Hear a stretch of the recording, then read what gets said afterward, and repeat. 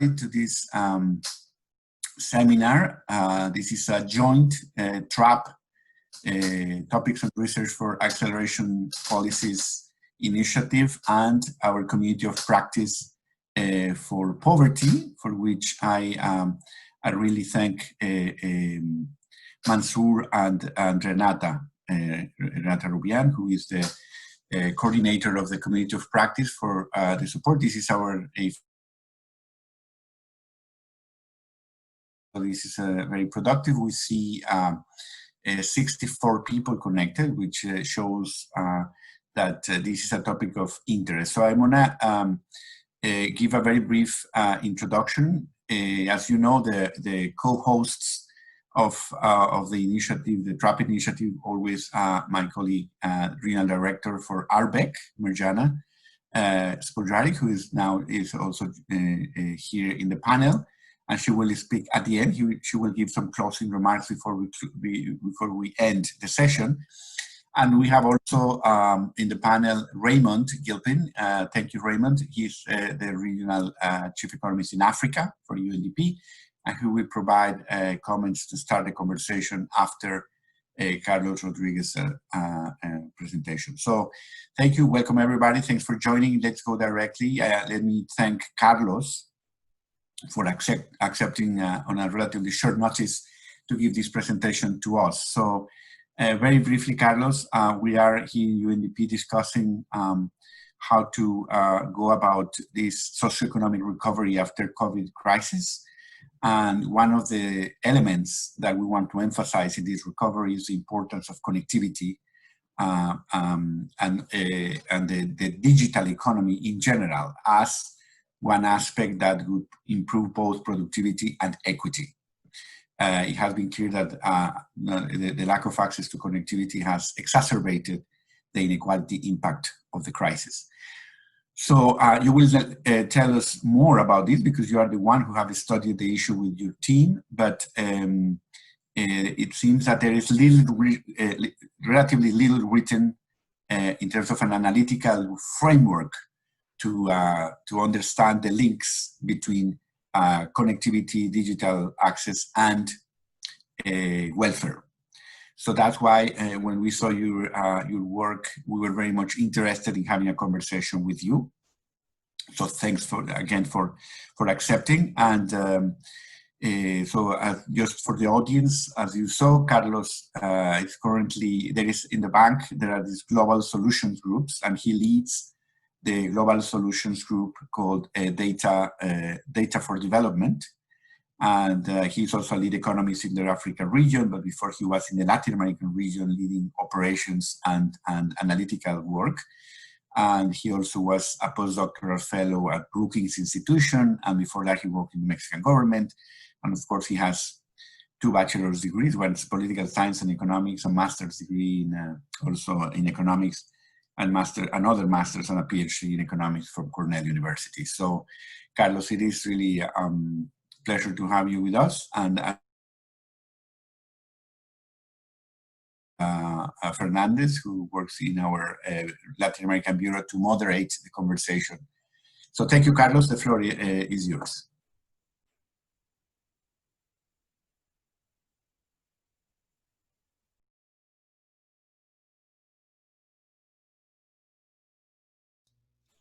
Thank you. So there was a little bit of an issue that I need to ask the host to unmute, but here I am. Thank you very much, Luis Felipe, and thank you very much, colleagues from UNDP. I assume you can hear me well? Yes? Very well. Okay, good. So let me share my screen and presentation. Here is cool.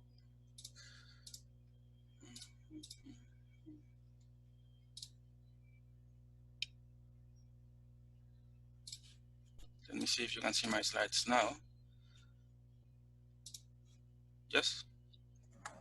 We can see them, yes. Okay. Thank you. So thank you very much again, and thank you for the introduction, Felipe. I basically have a little bit of an issue with the font of the presentation. I think I switched from my my own computer, I mean, from the work computer to my personal computer, but probably I'm running a very old version of PowerPoint, and that's how the font looks. I hope it's not too distracting, but hopefully it will get the job done. Thank you so much. I will be presenting today this work that is titled "The Welfare Effects of Mobile Broadband Internet." It's a particular case of a study for Nigeria. This is joint work with colleagues, has been a great collaborative work actually with colleagues from GSMA Intelligence, Calvin Bahia, Paul Castells, Genaro Cruz, and Javier Pedros, and also a team at the World Bank, my colleagues Hernan Winkler, Taka Masaki, and also an external researcher from Florida International University, Tobias Fotze. Maybe if you allow me like a few minutes before I get into the specific case study, just to try to convince you, I mean, you probably not need to be convinced, but of why digital technologies are important for the general objectives that our institutions have, that is poverty eradication and the 2030 agenda. So first, adoption of digital technologies, I think it's important to define what digital technologies mean. Is in the World Development Report of the Bank on Digital Dividends of 2016, it was defined as the internet, mobile phones, and all the other tools to collect, store, analyze, and share information digitally. It present a lot of opportunities in the form of increasing adoption, innovation, and productivity, and also allow us to. But also, as you can imagine, adoption of digital technologies introduces new risks for digital divide, as Luis Felipe was saying in his opening remarks.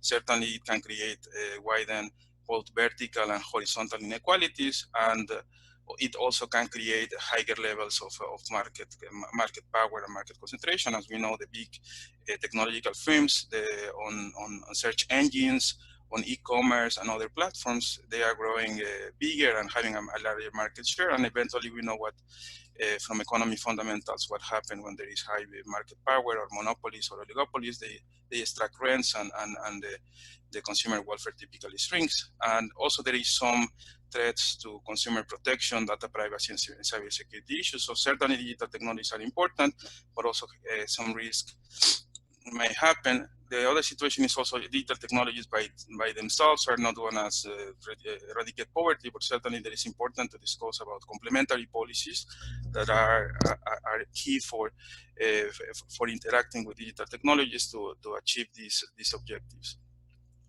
As Luis Felipe also mentioned, there is more interest recently on the effects of digital technologies and in general the technical technological change in the form of robotization, but also digitization in terms of the potential effects it has.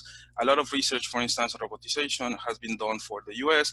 A lot of this work on digital technologies has been also done for the US since the early 2000s, and most of the developed countries. There is a little bit less in terms of the research on developing countries, but it's growing rapidly over the last years. And one thing we would like to highlight is that the impact of access to mobile internet and fixed broadband on welfare has received less attention, particularly for developing countries.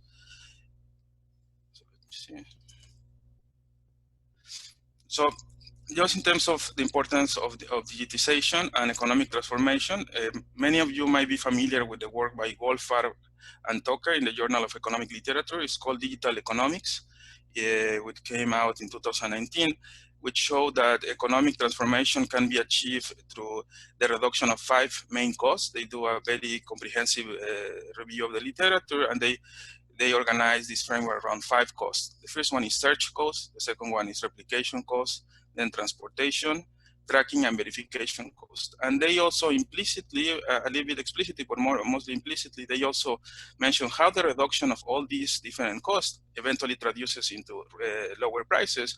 And depending the type of market structure, this may or may not translate into a higher consumer welfare. Sometimes these rents, there not might be a pass-through between the reduction on cost if we are talking in terms of consumer, but there is some documentation, for instance, in the case of books and CDs in the US, in terms of life insurance, in terms of reducing verification cost. So in that sense, it has been shown that lower prices can benefit consumer welfare. Also, just very briefly, Almudena or Luis Felipe, just checking whether some clarification questions are allowed, or should I just go throughout the presentation, because I see some parts of Zoom flashing in front of me. But I will continue and you let me know. Then internet technology. It's better you continue. It's better if you continue, and Almudena will judge whether it makes sense to interrupt it next time. By the way, we have 93 participants, which is great. Thank you. Okay, perfect. Thank you. So, and besides reducing prices, internet technology also reduces price dispersion. Many of you might also know the seminal work by Jensen for India in terms of access to cell phones and reduction of price dispersion for producers. And there is plenty others that show how price dispersion actually is reduced by the introduction of digital technologies, and also the improvement in quality, even though there is some quality diversification that allows to the consumer, allows the producer to really do some price discrimination across consumers. And Goldfarb and Tucker really don't get too much into other direct effects on welfare, but they hint that besides the cost reduction and then prices, also there are, for firms, households, and government, other important outcomes that are improved in terms of consumer welfare. And that's something we have been trying to think in the bank in the light of the Digital Economy for Africa initiative. And this is a framework we are trying to put together, really centering in this Goldfarb and Tucker type of framework, in which we go from digital interventions to household welfare.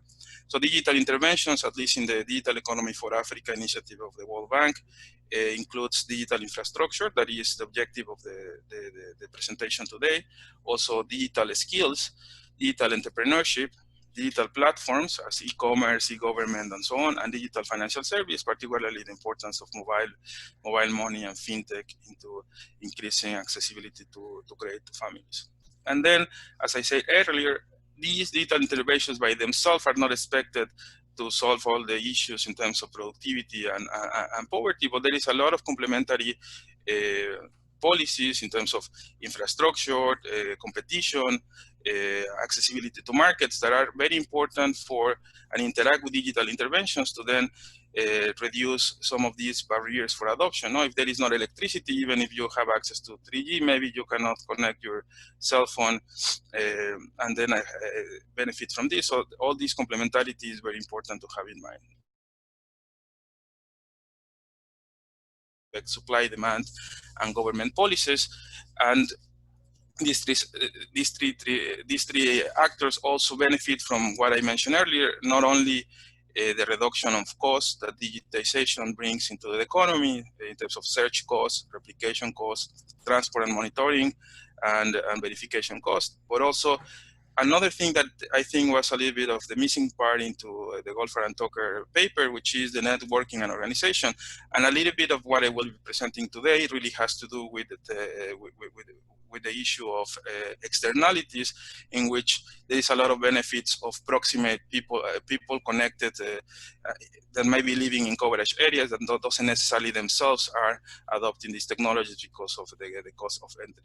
And then just to organize a little bit the framework in terms of how these cost reductions and spillover effects affect the different factors of the income generation function of households, we can divide that into 5 categories. The first one is consumer surplus. As I was mentioning, prices is an important component, as well as quality, variety. The second component is what happened in the labor market, particularly the opportunities for increasing labor force participation, jobs and earnings. The third element that is really mostly related to mobile money, which I'm not discussing here today, but probably you know well the paper in American Economic Review by Jack and Suri, in which they study the rollout of mobile money in Kenya, and they find significant effects on poverty reduction, in which through access to credit and access to private transfers that allows people to improve their income generation capacity. And then two other aspects that I'm not getting in detail in our case study is the income transfer system, and in general, the service delivery system of governments through a better implementation of digitization in the government functions. Many of you might know this review by the IMF in 2017, in which they do a comprehensive review of how digital technologies might be allowing the government to improve tax collection, do a better verification of social transfers and insurance, and I recommend you to take a look to that one, because we really don't get into this paper. And then also non-monetary gains in different dimensions, certainly the main ones against in service delivery in terms of education and health, but also the dignity, empowerment of people, as well as access to different markets like infrastructure and accessibility and so on. So finally, all these things combined together bring us from digital interventions to household welfare. And just to show how large is this agenda, in the paper that I will present next, basically we go from digital infrastructure only, that is coverage of mobile broadband internet, into poverty and the type of digital interventions, and which tell us that we have an important and large agenda in front of us for thinking through and understanding how digital can create opportunities for improving livelihoods. So getting more specific into this study, there are 4 questions that we are trying to answer. The first one is, what are the direct effects of mobile broadband, particularly on household consumption and poverty reduction? The second one is, what are the effects on different components of household consumption? So we separate food and non-food consumption, and also we check whether differential timing of exposure matters, like having access into a short period with respect to a larger period when you can learn, actually that had an more important effect. Also, we try to get into which are the main mechanisms through which internet coverage and access can affect household welfare. So going back to the framework picture I presented before, we study the potential mechanisms in employment, labor force participation, and prices. And finally, we also are interested on this potential equalization, horizontal equalization that might be going on, or inequalities. So we really look at different types of groups. We get into heterogeneity of effects by socioeconomic groups, including gender, age, location, education achievement, welfare level, and others. So the outline of the presentation for the next 20 to 30 minutes is I will go through some background on the links, more specifically of internet and welfare, then what we believe are the contribution of this study and the main findings. Then I go through relevant literature, discuss the Nigerian context for some of you who are not familiar. Also, I discuss the data that we utilize, particularly the network infrastructure data, and the Nigeria General Household Survey, also the empirical model. I go through results, heterogeneous effects, and robustness checks. And finally, I conclude and I present a few policy recommendations. So in terms of background, just on the specific link between internet and welfare, there is most of the literature, particularly for developed countries, the results are unclear in terms of poverty reduction. I mean, there is all this literature on skill bias technical change, in which the conclusion is that the internet, robotization, and other digital technologies might benefit those who are already better off, increasing some inequalities. But more recent evidence, particularly for Africa, this paper by Jonas Hjord and Jonas Paulsen in 2019 in American Economic Review, suggests that internet access improves firm productivity and export growth and leads to higher employment. But given that he was using data from the enterprise surveys of the bank and the demographic health surveys, the DHS, he was not able really to establish a link with consumption or with poverty. But also there is some difference with other study, because he looks at 12 countries at the same time, while we look just at one. But he's looking at fixed fiber optics internet. We're looking at mobile internet, and also he has some issues in terms of the linking of the data in terms of geographic information. then the point here is that the systematic evaluations on the welfare effects at the household level are still scarce. So the contributions of findings that we from this study is we believe this is the first study to focus on the effects of mobile broadband internet as opposed to fixed. That was the case of the Hjort and Paulsen paper. At the household level for broadband rollout at the national level. I will present later on also some work by Blumenstock in Philippines, but that's an RCT only for 17 villages, so there's some external validity issues there. Also the high quality of data.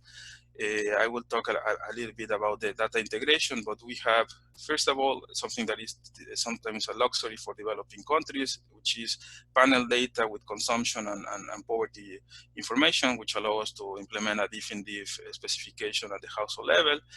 And also we have precise household location, which is merged with detailed geospatial and technical information on mobile networks, which is also an improvement with respect to previous studies, because previous studies, given the sensitivity of this data, previous studies might be working with some offsets of between 2 to 5 miles of distance between the actual coordinate of households with respect to where they are. So there is some error in the terms of the merging household and firm level data with data of internet coverage. So the three main findings we have in this study is we find an increase in per capita consumption and reduction in poverty rates. The second main result is that these effects takes 1 year of coverage to materialize, and there is a continued increase in effect size in 2 and 3 years after coverage, but it's increasing at decreasing rate. So the first year is really very important in terms of the potential benefits. We also find increased labor force participation. An interesting finding here, in case I don't have time to get too much into the detail, is that we find that the labor force participation increases, and actually the benefits on the first result on per capita consumption really happen in male-headed households instead of female-headed households. But what is because of higher labor force participation for women, which actually is very consistent to a recent paper by Winkler, one of the co-authors of this study, and Mariana Violas from CETLAS, who actually finds that in Jordan, this is the case in which higher coverage actually is associated with higher female labor force participation. So this is, I think, a very important finding of this study. So in terms of literature, there are 2 papers that are the closest to ours, but these 2 papers focus on having access to 2G or just phones, mobile phones. They don't discuss 3G. And for those of you who are not too familiar, the 2G is typically reflects availability of voice and text, while 3G also allows for browsing and social media and other capabilities for using apps into a smartphone. So the closest village level in Peru, and contemporaneous paper by Joshua Blumenstock from Berkeley and his colleagues, which do a very good RCT for the assignment of mobile towers in 14 villages in Philippines. Both studies find effects on consumption and poverty that are more or less around the same magnitude that we get. I will get into that soon. And then the study by Jonas Hjort and Paulsen, which find significant employment effects. But as I mentioned before, they focus on fixed broadband internet. And there is other studies that do not go into looking at the effect directly of internet and poverty and consumption. They go directly into some of what we call channels in our study, which is improved labor market outcomes, also functioning of rural markets, particularly agricultural markets, and access to price information, inputs, and consumers. There is a lot of work by Jenny Acker and her co-authors in Niger, in particularly looking at the effects of trying to replicate a little bit of the work of Jensen in India in terms of access to cell phones and the effects it has in terms of reducing price dispersion and general consumer prices. And finally, access to capital markets, which I think here is missing also this paper by Suri and Jack. So the Nigerian context, for those of you who are not so familiar, so it's Africa's most populous country, which, if you believe some projections, because there has been some time since the last census, it's about 200 million inhabitants in 2018, is Africa's largest economy with a GDP of about 400 billion US dollars in 2018. Also, it's the largest mobile market in Africa, and that's also one of the main reasons why we focus on Nigeria to try to see what is happening in the largest market in Africa, which has about 170 million mobile connections in 2019, 60% of which are 3 or 4G, and the country accounts for 1 in 6 mobile subscriptions in the continent. So this is more or less how mobile penetration in Nigeria looks over the period of our analysis, that is 2010-2016.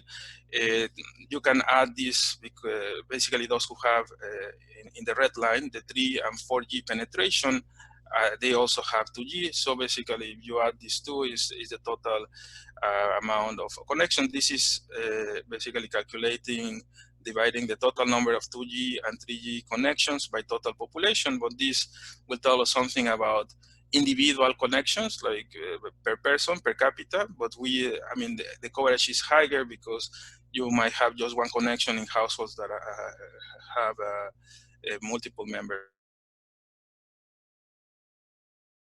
And that's what you see in the descriptive statistics we present later. So the network infrastructure data, and on this I'm not an expert, but maybe some of our colleagues from GSMA might be connected in case you have some questions.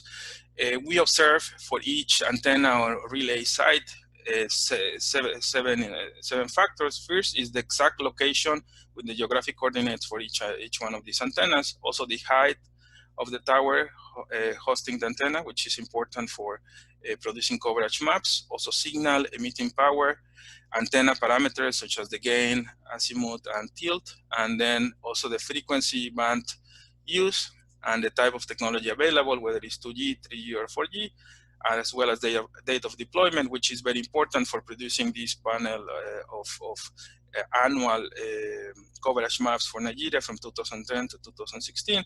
And we employed an irregular terrain model as a radio of propagation to produce these maps. And what we define as a treatment, I mean, the map give us no signal, weak signal, medium, and strong signal, 4 types of signals, and the coverage according to this model. Most of what we observe is coverage of 2G and 3G. 4G was not that present between the period of analysis, so really the analysis we present here is on access to 3G. And the next diagram actually is a visual representation of this model. As you can see, it's not necessarily a circumference, it's actually very, very different. You have one of these relay sites represented by this red triangle in the middle, but the terrain and characteristics of the antenna and so on will really give us this heterogeneity in coverage, in which the dark blue and just regular blue will give us this type of strong, will represent in this map strong and medium coverage, while very, I mean, like you can probably not even see it, but the white to very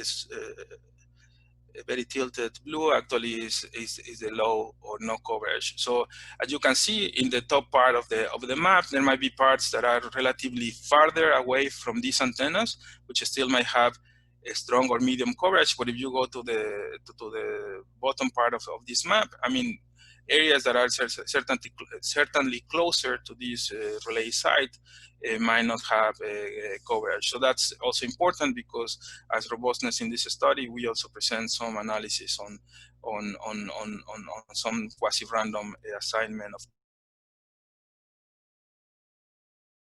household level. I mentioned is longitudinal data. There is actually 4 rounds, but the 4th round is a refresh, which we didn't utilize.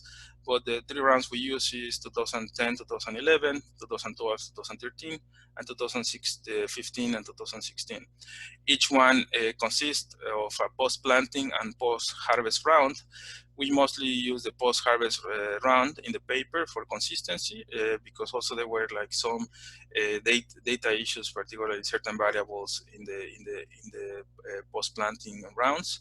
The sample size is about 500 households, and attrition is really not bad. There is some studies by the LSMS team at the bank that shows that attrition, fortunately, seems to behave in a random way. So this is of the round of like 8–9% over the whole period. We use information on geographic location, which is roughly, we didn't got the exact coordinate. Actually, we didn't, we have to get support from them to doing the merge, but the offset was 90 meters by 90 meters. And then we did the overlay with the coverage map to try to for every household that we observe in the household survey, to include the information in terms of the level of coverage and other indicators that we get from the mobile coverage map. On here, as you can imagine, this is not public information. We were able to do this in collaboration with our colleagues in the research department who host this information, because it's very sensitive, having information on the exact coordinates of households. This household survey has already reached a component in each one of the rounds for constructing a consumption aggregate. We also have labor market activities for the roster for each one of the individuals in a household. Also, we have information on dwelling quality and services, and it's a living standard survey, so there is plenty of the other indicators that are available. And also there is some price data, given we have expenditures and we have quantities that allow us to have some unit values. Also, there is a community level questionnaire with prices. We use some of that data, but also the quality is not necessarily great for also testing the effects on prices. But that also allows us to do a spatial and temporal deflation, so the consumption data is comparable over time. This is how the coverage of 3 and 4G signal between 2010 and 2016 looks in Nigeria.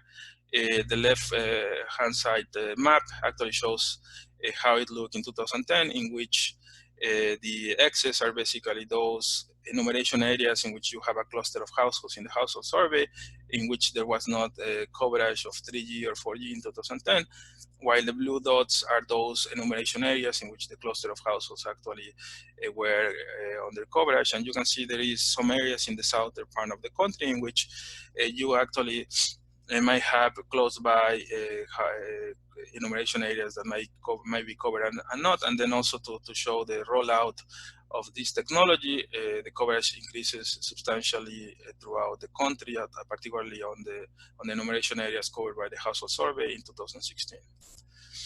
In terms of variables that we have, the dependent variables, we decided to go with household consumption, the total, the food and non-food in logarithmic scale.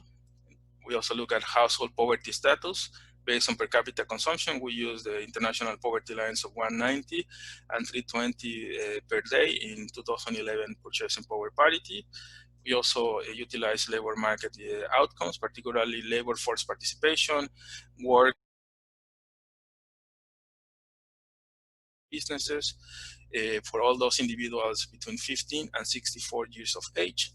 And the set of control variables we have is the dwelling has electricity, whether there is, what is the number of household members, also whether the dwelling is owned by the households, and we construct a traditional wealth index from principal component analysis.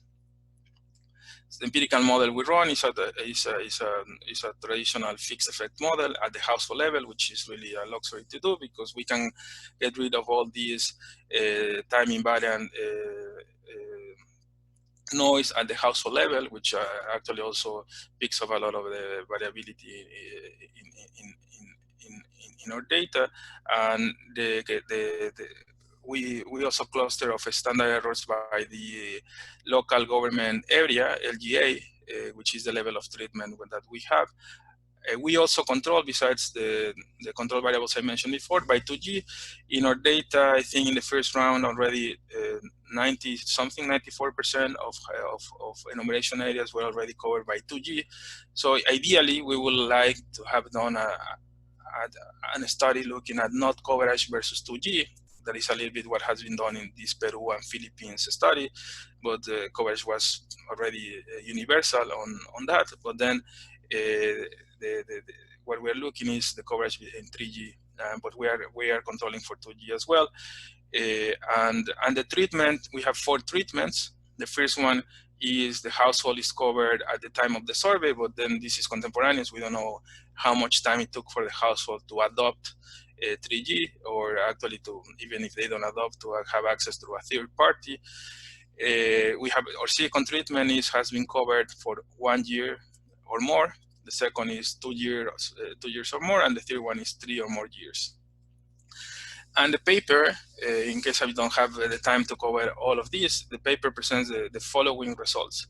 The full sample with and without control variables, and then subsamples with control variables for female versus male-headed households, or in the individual case, we observe a woman versus men in terms of labor market outcomes.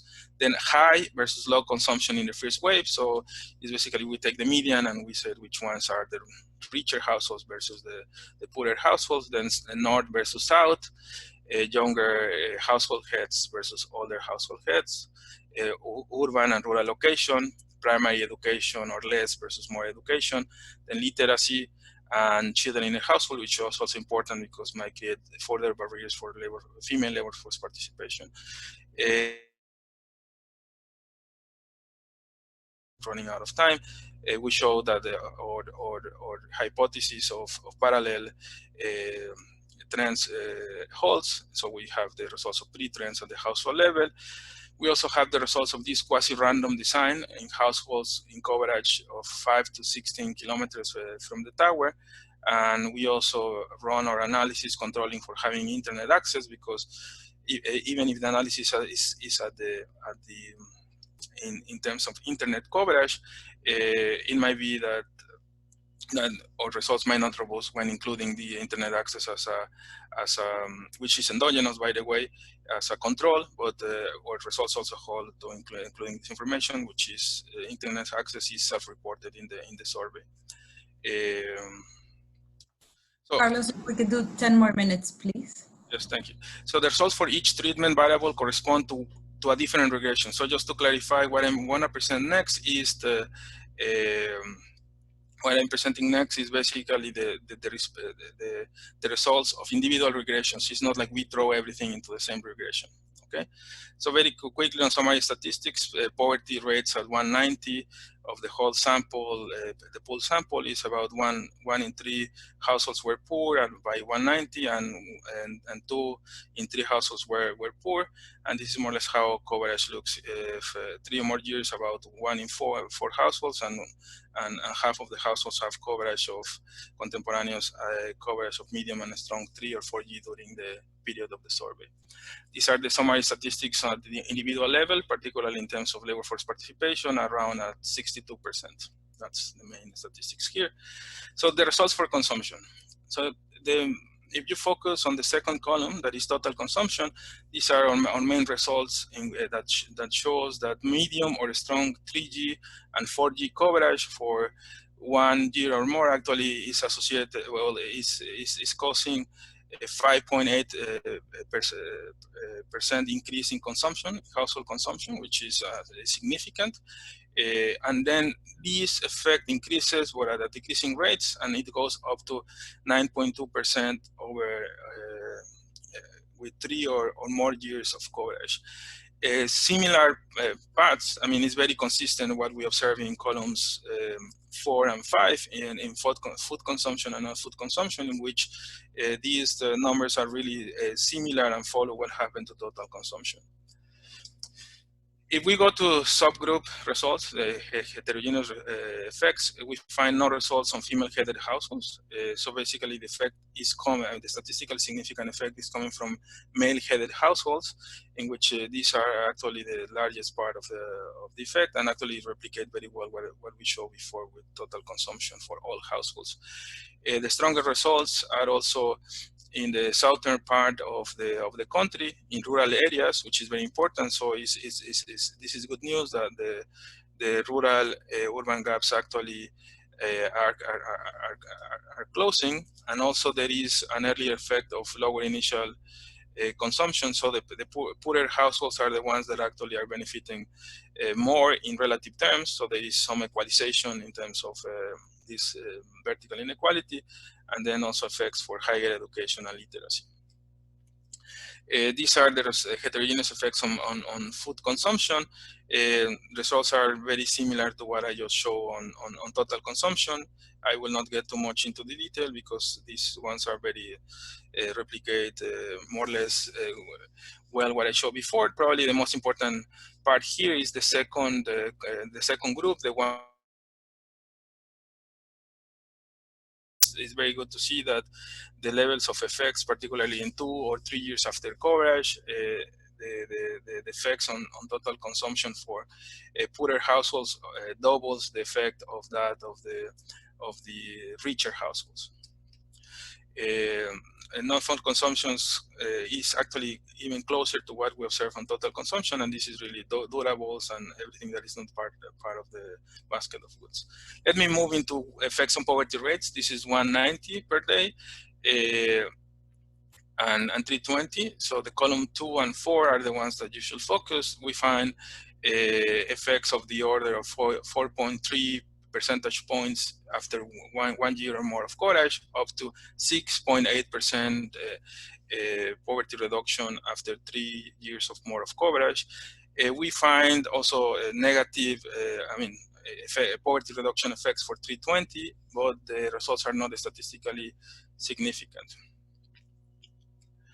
The results on poverty line follows what I just showed for total consumption in terms of the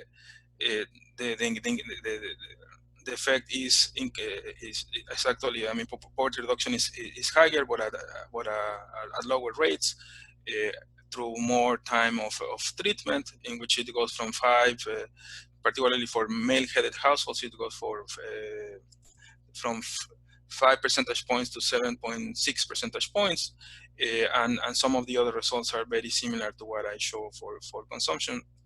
So if you allow me, I would like just to pause here for a second and just, obviously the team, when we were doing this result, is this magnitude we're overestimating, underestimating. Obviously we believe or empirical strategy, but still we like to have some sort of source for validation. So the 2 studies I mentioned before by Beureman and Blumenstock, they find effects, for instance, only on access to phones, not internet.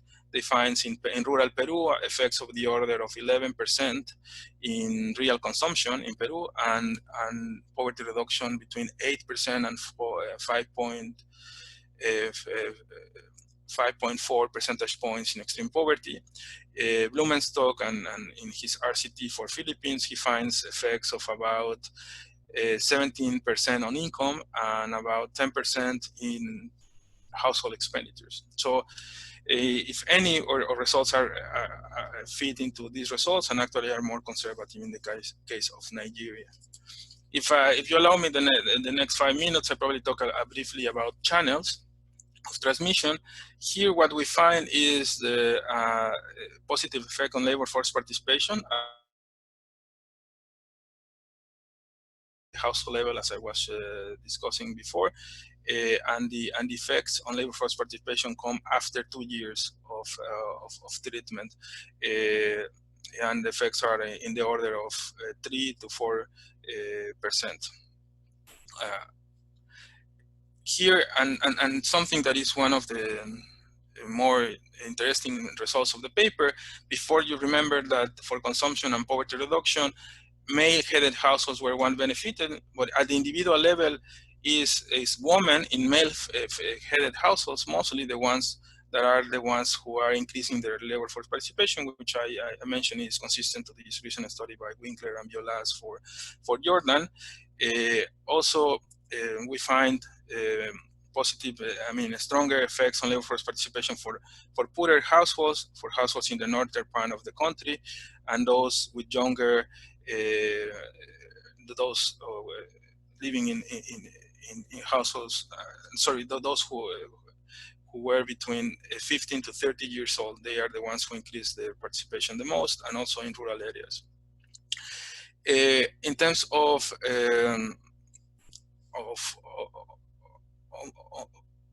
farm self-employment, we find stronger effects for female, for women, older individuals, and those illiterate. For wage employment, we find some small and not very strongly statistically significant effects in rural areas, but probably is because that is where wage employment actually is in Nigeria, which is also good to see that digital and internet access has effects on urban areas, and again for younger workers, where these effects take some time to materialize. So this is just to show that our parallel trends hypothesis holds. Just one quick results on prices, because this Goldfarb and Tucker paper discusses cost reduction and prices. So we don't have great data, but we have some data for Nigeria in terms of prices, in terms of unit values, or there is a community questionnaire with market prices, and we run a regression at the local government area level, in which we focus on the 5 largest components of the food basket of the poor, and then we run that with respect to the treatment, and we find that there is not effects through prices. So this allows to say that the effects is really coming through the labor market and not so much through lower prices of, in this case, rice, palm oil, beef, white beans, and ground oil. However, these results have to be taken with caution, because this data is not necessarily the best.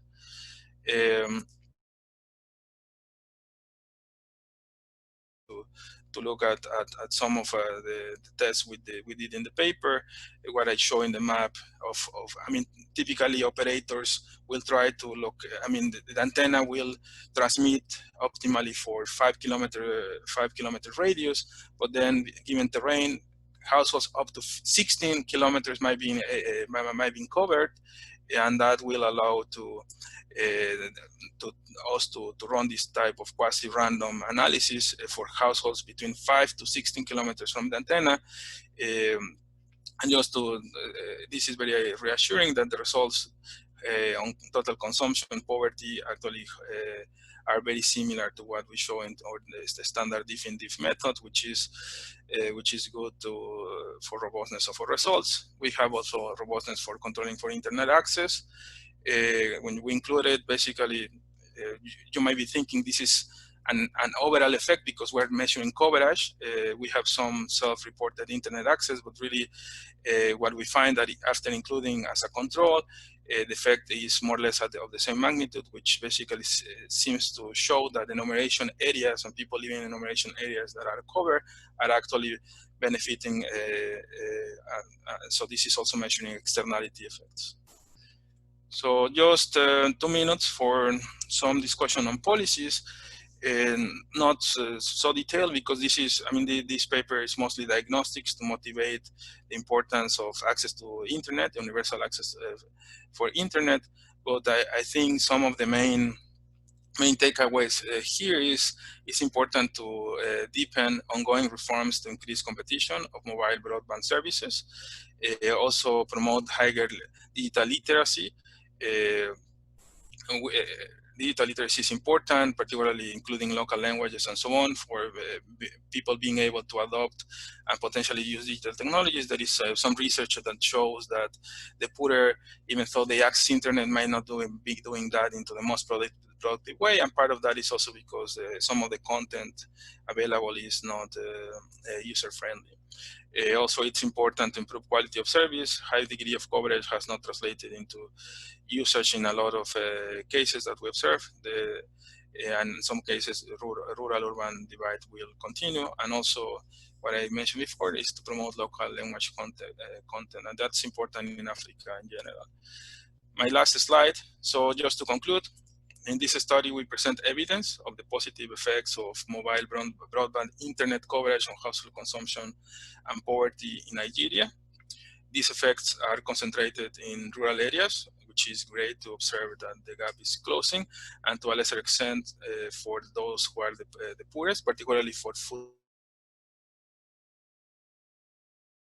Result, we show that the positive effects are not limited to households already participating in the more developed sectors. That's good, that participation really increases, and this result on higher female labor force participation in male-headed households, I think is also important, and we plan to continue exploring this in future work. And then this study also has an important implications of the cost-benefit analysis of the provision of universal internet access. We know that for some providers, it might not be the most profitable decision to go to rural markets and so on. So maybe this last mile infrastructure investment should be done in collaboration with governments just to increase the opportunities that internet access brings to people. And finally, it's important to continue further exploration of the supply versus demand effects of labor market outcomes, which will be interesting. We show that the effect comes partially through labor force participation and employment. However, we don't have necessarily good data on the firm side or enterprise side, and that's probably some focus of future work when we have decent information and of firms that will allow us to also understand what are the effects of these on the demand side. And that's my last point, and thank you very much for your attention, and looking forward for the discussion. Thank you so much, Carlos, for that very interesting and very comprehensive presentation. I'll pass on the floor to Raymond for a brief discussion. And then I'll open the floor for questions. We'll take rounds of four or five questions at a time. So you can raise your hand and I'll unmute you when the time comes, or you can type them in the question and answer box, please. Raymond, over to you. Hi, thank you very much, Carlos, for that very comprehensive and detailed presentation. Indeed, I think, let me start from the bottom. And I'll apologize upfront because my comments will be pretty random. They're not really organized in any particular sense, but I'll try and be as brief as possible because I'm also looking forward to the question and answer session. I think I really enjoyed the recommendations that you made. All of them are very appropriate, but more so because, as you may be aware, just last month, the Nigerian government unveiled their 2020 to 2025 National Digital Economic Policy Strategy document, which aims to have 90% broadband coverage for all by 2050. And it'll be very interesting, by 2025, sorry, 90% coverage by 2025. That poverty reduction could be enhanced by broadband coverage. And they're focusing on investing between 3.5 to 5 billion US dollars in this process because they see this as a poverty reduction strategy as well. Part of the strategy has a component that looks at the affordability to ensure that it's not just the middle income and higher income families or households with benefit, but that even those in the lower echelons.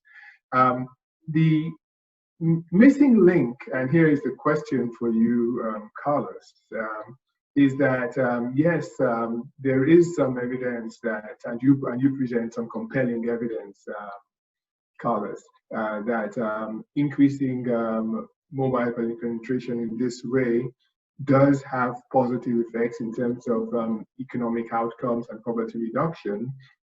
But how do we think through ways to address the infrastructure, the policy, the societal, and the regulatory issues that need to be complementary, that need to accompany something like this. Because without, I know we mention them, we reference them, we test for them, but practically, how do we unpack this issue? Because that's when we would go from scholarly curiosity, policy curiosity, to the sort of impacts that we would like to see. And so that's my first question. The second has to do with the digital dividend. To a large extent, this is premised upon that. And the governance question is very important here as well. To what extent did you take that into account, both at the national and also the state level in Nigeria? Looking at a lot of the variables that you included and you tested for, I think you did a wonderful job. The difference approach and the way that you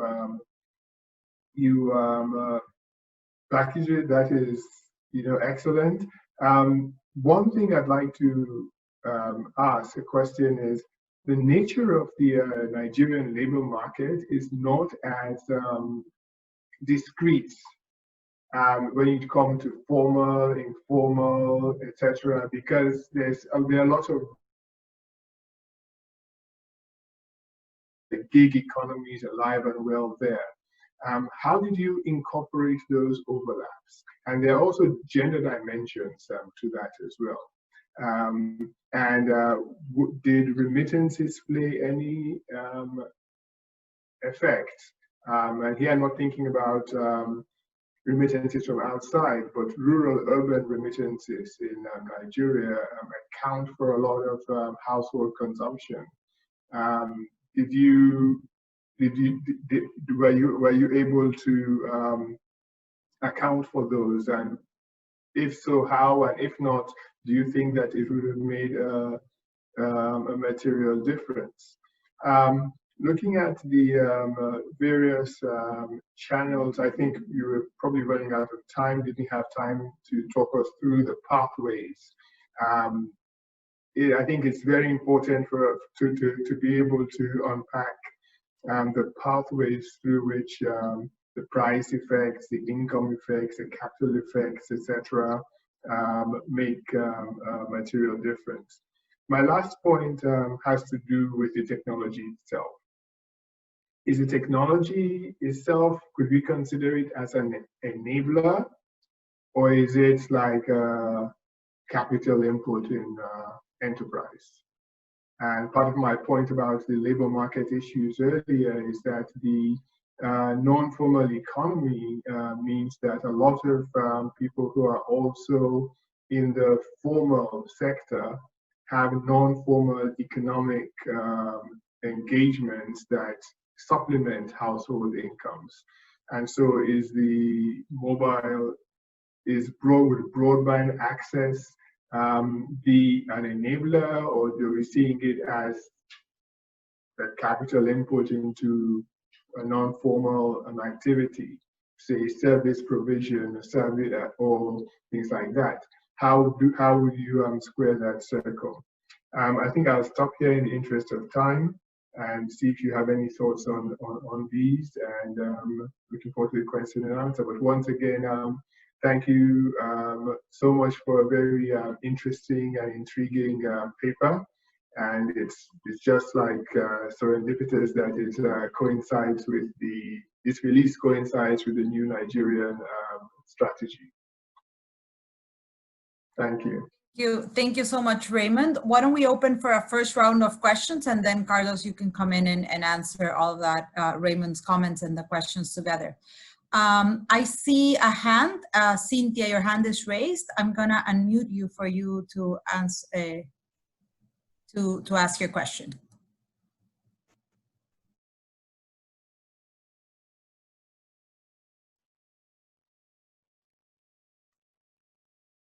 Cynthia, can you hear us? Maybe she's muted. She's muted. There we go. Now, CJ, you should be able to speak. Oh, okay. So let me pass on to the Q&A, which are sent into our chat box. I'll read them out loud for you, Carlos. Do you think the impact of the internet, mobile phones, and related technologies should be considered as capital augmenting effects? In this regard, did you have a chance to look at the dynamics of capital share in Nigeria's economy and other countries if studied? That's our first question. From the same person, a second part to this question.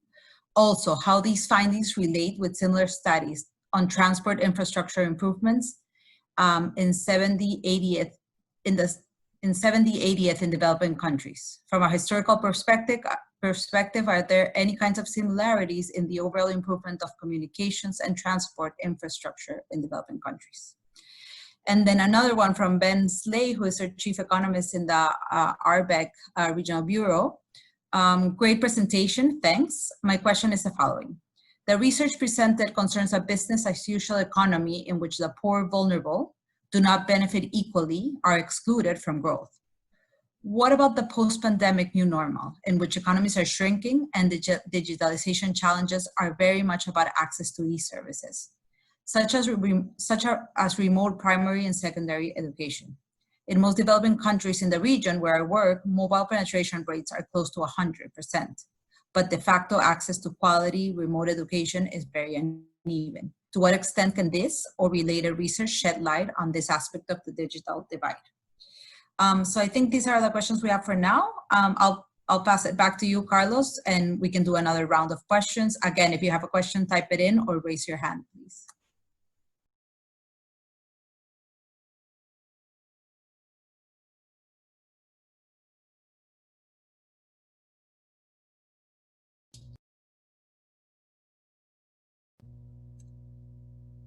You're muted now, sorry. Okay, thank you. Thank you very much, Raymond, and colleagues for the questions. I might not have answers to all of that, but I tried to do my best, particularly on the. Thank you for sharing this information about the new national digital economy strategy for Nigeria. Yes, I mean, as part of the bank operations, I mean, this work in general also is trying to inform some of the bank contributions for that particular strategy. But in the Digital Economy for Africa initiative together with the African Union. So the team in general, not only this team, but there are other operational teams that are working mostly on this something they call digital economy assessments of these five foundations that I mentioned earlier on: digital infrastructure, digital skills, digital platforms, digital financial services. In which they are looking at the preconditions that are important for a broader digital economy to actually have broader economic effects on in these countries. So just the missing evidence. I mean, we don't get in the paper into the discussion of how to address all these gaps on infrastructure. I mean, certainly internet mobile and ICT providers are for profit, so they obviously will try to maximize that and go where they can maximize profits. But some opportunities, I mean, besides the incentives by governments of increasing and having these objectives of universal coverage, some regulatory issues really has to do with, I mean, the limited opportunities for opening new spectrum for that. So one possibility that is being discussed, particularly for Senegal and a group of other countries in West Africa, is to create a regional market in which there is opportunities for sharing infrastructure among providers and also exploiting some economies of scale. So I'm not an expert on this topic, but the point here is, given that the markets might not be very profitable for operators, the idea of then sharing infrastructure among them, and really opening to multiple countries that might increase the market size and eventually attract more of them for increasing coverage. And certainly, I mean, there is going to be still some areas in which it will not make much sense from the commercial point of view to increase coverage, but still that's where the government has to identify options for increasing and expanding digital infrastructure over those markets. In terms of the remittances part, I mean, we try to look also to some private transfer channels over the time of study. Nigeria, I mean, the level of mobile money adoption in this across the country in general was less than 5%. So, and in the survey, actually, that was, I think it was not measured well. I mean, there was not a specific question of mobile money, but it was more whether the households have remittance are through the regular post or other type of mechanisms rather than mobile money. So that's something that we couldn't necessarily study further. I mean, differently to other countries like Kenya that has had an important level of mobile money adoption. We didn't go into that specific direction. In terms of pathways of what explains this, I mean, we really wanted to do more with the price data and also the earnings part. Fortunately, both the earnings and the price information in the survey is not great. I mean, this is measured with important levels of error, and then also using unit values as proxies for prices also didn't end up being a great idea, because you end up with some pseudo household level price indexes that are not meaningful because the consumption basket for every household is different. So it was not possible to do more on that. So the best we can do is to do this sort of aggregation and using the community level survey on prices to identify whether there is some effect on that way. We will, I mean, this is work in progress, so these comments are welcome, and we certainly will try to give it a second look. Some other pathway that, as I mentioned in the presentation, we are looking forward to study is this point on higher labor force participation by women in male-headed households. That's an important result, and it's very consistent to what other countries in the Middle East and North Africa region have shown. So that's probably objective for, I mean, it's probably something we'd like to do next.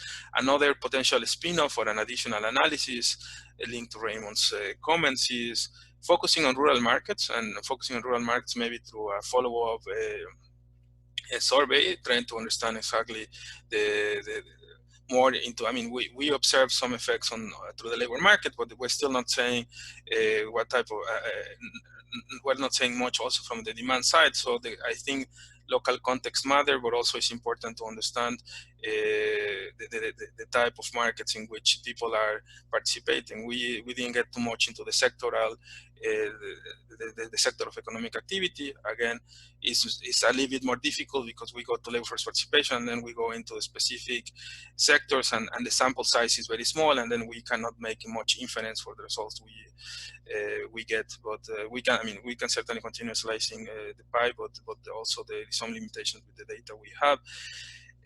Something that is very interesting and certainly should be part of a follow-up work that is also was asked by Akmal. I mean, he probably has more in terms of an aggregate view, but Raymond really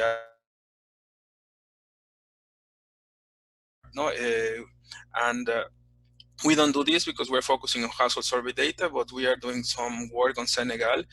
We piloted a technology adoption survey for firms, both formal and informal, and also, I mean, it goes from micro firms to very large firms, and the idea here, and it's work in progress, and happy to also share some results when we have it, is to understand the levels of digital technology adoption by each one of the functions of the firm.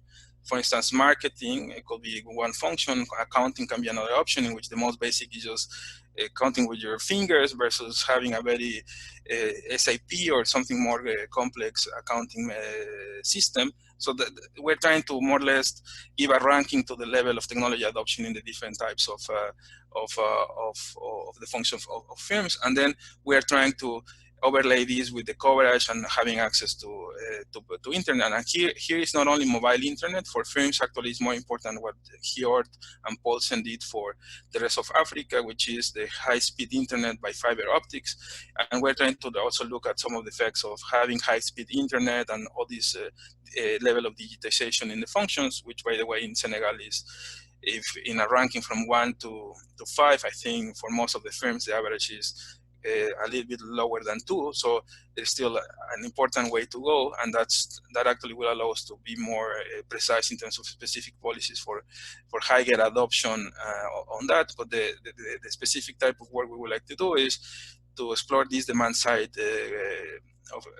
of the story, and really try to do a similar type of analysis to the one that we did with household level in Nigeria, and try to understand how also access to high-speed broadband internet interacted with other types of important markets that are key and other infrastructures.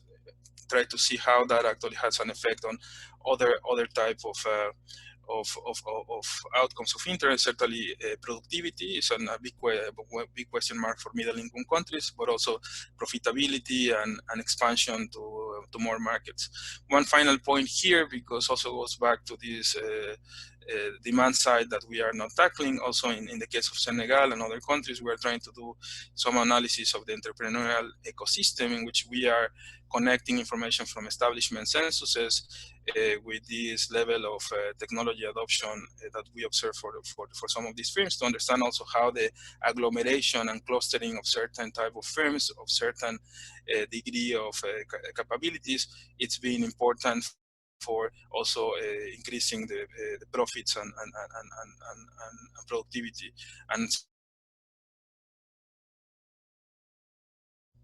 that's on Raymond's comments. Just one final reaction to Ben's comments on services. Yes, we don't get into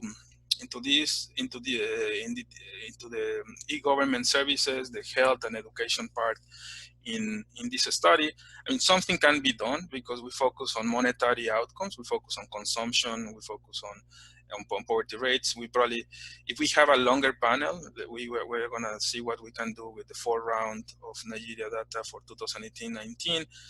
We can try to see like long-term effects on human capital accumulation. That still is not telling us much about these e-services or e-government part, but it's telling us a little bit also about the importance of the internet for increasing human capital accumulation, and this I think if people is interested in understanding the potential of digital technologies for service delivery, I think this IMF report from 2017-18, which has a lot of the information brought. I mean, it's a large literature review on service provision. I think that could be a good way to find this. Unfortunately, at least for that's beyond of the scope of this study today. Thank you. Thank you so much, Carlos.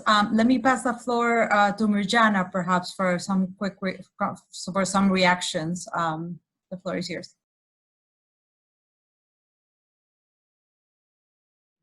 Sorry. Yes. Thank you, Almudena. I don't know whether you want to come to the closure of the meeting already, or is that the idea? Yes.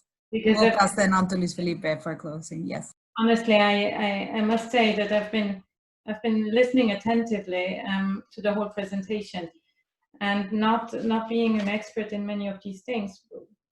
What I find, striking, and we had a brief discussion before we opened the meeting.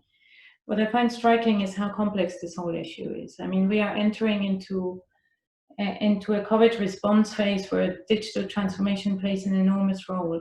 And we are working, and you heard Ben's question as well, we are working in a region that has high coverage, if not 100% coverage in many countries. So it's not the coverage question, but then what you get out of it in terms of benefit and welfare improvements for the people and how we can promote that.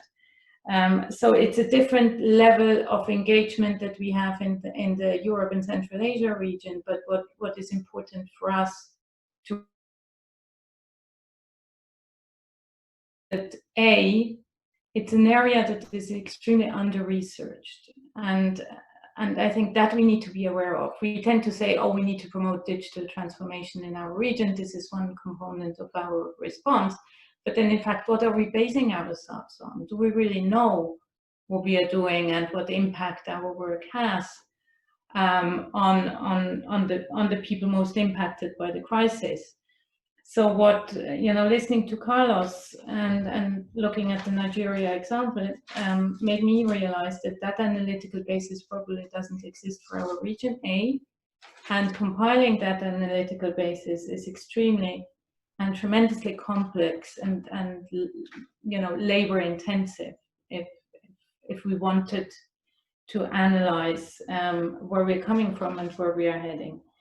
The other thing that I think is important for us to realize, and it's not only, countries outside of the Europe region that have this connectivity issue and the coverage issue. It's also the United States where we live, and many countries in Western Europe even that don't have universal coverage.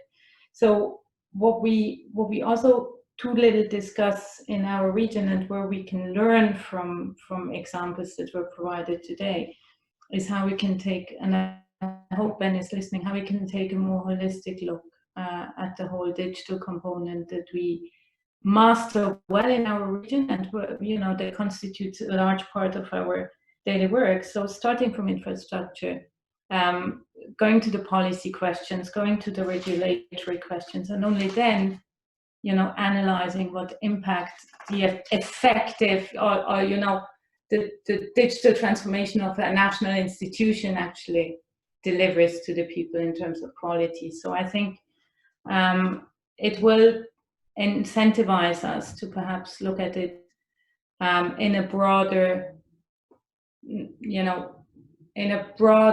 and perhaps even, in a, how do I describe it? It will incentivize us to look at digital transformation in the region in terms of looking at the whole spectrum of challenges that we have. If we want to be able to, at the end of the process, say that our work in this area has actually improved the welfare of the people, has improved the standing of the women, and has improved closing the digital divide, especially between rural and urban areas. And are we really, and I think this was very important to see, are we really reaching the poorest and the most impacted by the crisis? Because we see that digitalization, presentation correctly, again, mostly benefits those who already have a certain level of income and education. So closing the digital gap and reaching the remote areas, reaching the elderly people, is going to continue posing a challenge in Europe and Central Asia as well. With this, over to you, Almudena, and thanks again to the presenters. I mean, you've really challenged me today, but I hope I have learned something in spite of my limited capacity. Thank you very much. Thank you so much, Mirjana. Over to you, Luis Felipe, for closing. Well, we have extra questions that have been unanswered for an issue of time, but we'll answer them. We'll send the answers in the future. No, thank you. No, and very briefly, just to endorse, I think the conclusions that Mirjana just presented, or the reflections, in the sense that we always talk about evidence-based policy making, and here is an area where the evidence is relatively limited. So it's very valuable to have this type of analysis to base our advice on actual evidence. So this is an area, as Mirjana said, in which we are really pushing very strongly the governments to move fast, and we are going to have to learn as we do. So that is the type of thinking that we need to have a structure to think about the problem, and generate evidence as we move along in this advice. So not only the productivity implications, but the distributional implications, as Mirjana said. So I think it's very, very useful. So thank you, Carlos. I think you have achieved the original goal of this event, which is making us all first, showing us that there is a way to think about this with more structure, showing us some key related issues in the literature and the evidence that you produce. So it's going to be super helpful for us. And thank you again to our colleagues in the community of practice, to Mirjana, of course, Raymond for the comments, and all of you who participated. We had 98 people participating during the presentation, so it was a huge success.